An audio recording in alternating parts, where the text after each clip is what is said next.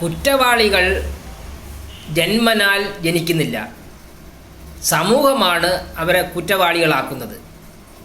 ഇത് നാം സാധാരണ സാമൂഹ്യ ശാസ്ത്രജ്ഞർ പറയുന്ന ഒന്നാണ്.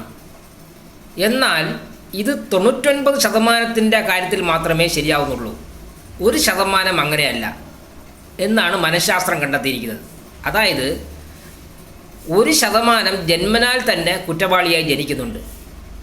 അത് ശരീരശാസ്ത്രപരമായി തന്നെ അവരുടെ ജീൻ ഘടനയുമായി ബന്ധപ്പെട്ട് തന്നെ അവർ 1% അങ്ങനെ ജനിക്കുന്നുണ്ട്. അതായത് ലിംഗനിർണയവുമായി ബന്ധപ്പെട്ട് നാം പരാമർശിക്കപ്പെടുന്ന ഒന്നാണ് ക്രോമസോമുകൾ.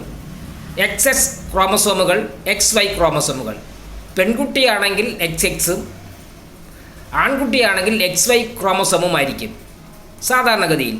എന്നാൽ ചിലർക്ക് XXY അങ്ങനെ 3 രൂപത്തിലുള്ള XXY എന്ന ക്രോമസോം കാണുന്നുണ്ട്.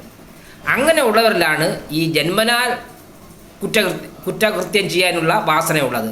അവരെ ശിക്ഷിച്ചതുകൊണ്ട് കാര്യമില്ല. എന്തൊക്കെ ശിക്ഷ കൊടുത്താലും അവർ കുറ്റകൃത്യം നടത്തിക്കൊണ്ടേയിരിക്കും.